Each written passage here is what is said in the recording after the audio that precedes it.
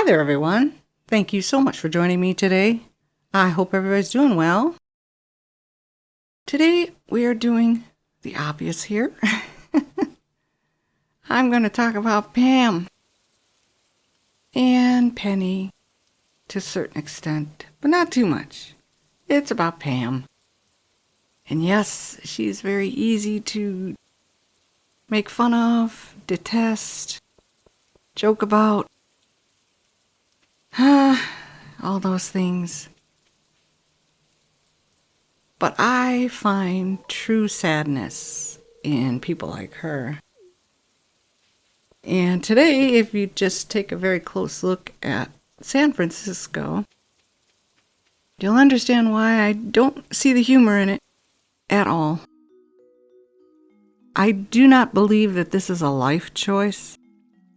I believe it's an addiction.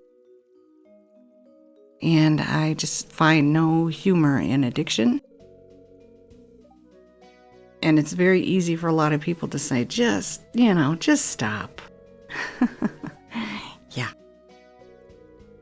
I mentioned earlier that I grew up in that type of an environment, although I didn't turn out like Penny. I do have some of Penny's traits, and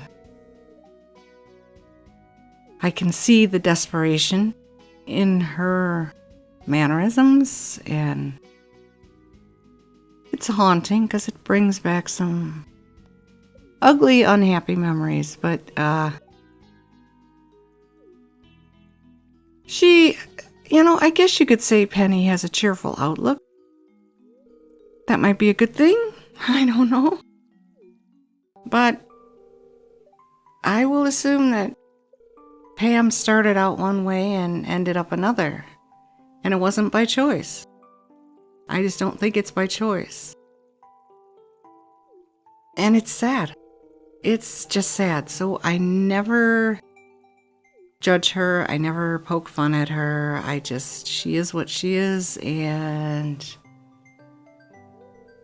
I guess I give her some leeway. I don't know. I know I shouldn't. I didn't growing up. I refused to tolerate it. I refused to accept it, and I fought against it for the longest time, but in the end I realized I was just banging my head against a brick wall. And I was the only one, getting worked up about it. So I tried to walk away, but that doesn't help either. It's always there. It's always with you. It's a part of you. It's a part of your personality, and that's one of the things that I've been dealing with my whole life. That's how to move on or let it go or work on ways. I know this is going to sound bad, but like to pretend like it never happened as a way of coping. I did that for a long time too, and I don't know that it got me in any bad places, but considering the fact that it was always there, at the end of the day, it just became a futile effort. So I railed against it, and I just went in the opposite direction. I was always reminded when I cannot remember the name of the movie, but I saw a movie with Cher, and she was a really flamboyant, outrageous mother, and she had a very prim, proper daughter, and that's how I kind of likened my life. Ugh. There you have it. So Pam, in a nutshell, I'm not going to give her a pass, but I'm not going to give her a fail. So it's like a C minus D plus. She's there for all her faults, and she has a right to exist. I just wish she would come up with a better way to deal with her own trauma than taking it out on herself and everybody around her. It's just not a very pleasing way to be or go. Now, one of the good parts about Pam, even though it makes no sense in the game, because when you get the bus up and running, Pam does go to work every day whenever she feels like it. But when you get on the bus, she doesn't accompany you. And when you get off the bus in the desert, she is mysteriously nowhere to be found. You would assume she's lost somewhere in the casino, right? But she's not in there. And then when you leave the desert, you get on the bus by yourself, and it magically takes off. But when you return to Stardew Valley, there she is behind the wheel. So maybe Pam has some mystic powers we're not aware of. I don't know.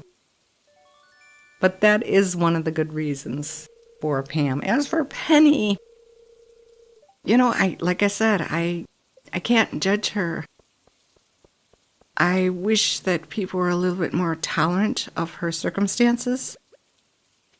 And I wish there were more people around her to help her grow. I wish that was something I had growing up.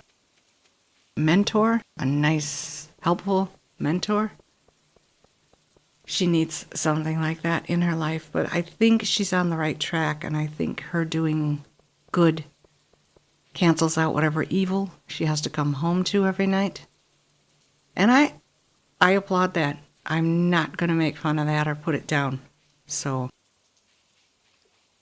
I'm not even going to judge Penny. I'm not giving her a grade or anything. Penny is absolutely acceptable with me. I have no problems with her. I think I mentioned in the last video that she does, because she's a townie, when you first meet her, she's a little standoffish, but still polite in a quirky sort of way.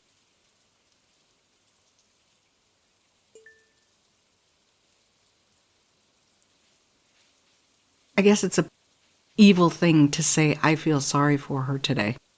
That's just not something you're supposed to say in this day and age, and I don't understand why.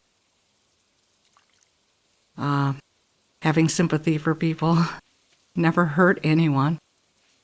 And I have sympathy for a lot of people. Hi, Pam. You got a nice house. And of course, getting that house is not going to change anything. But I think it will make Penny feel slightly better. So that's a good thing. She doesn't have to be so embarrassed. And there again, that's another evil, wicked thing to say or think, and that's tough. It's still the truth. She doesn't have to live in shame, and that's a good thing. I'm all for it. So, at least if she has to clean up, she gets to clean up something that's a little nicer. But you get to see Sandy, right? And I love Sandy. I'm not going to rate Sandy either. I think she's great. I think she's really cool. But real quick, the $400 starfruit seeds never change price, no matter when I go there, no matter what day it is. So somebody told a fib, or it just doesn't work on my game. I don't know. But thank you so much for sticking with me to the end and supporting my channel. I really appreciate that. Like the video if you did. Subscribe if you're interested. Take very good care of yourselves. Have an absolutely fabulous day. And I will see you in the next one. Bye-bye.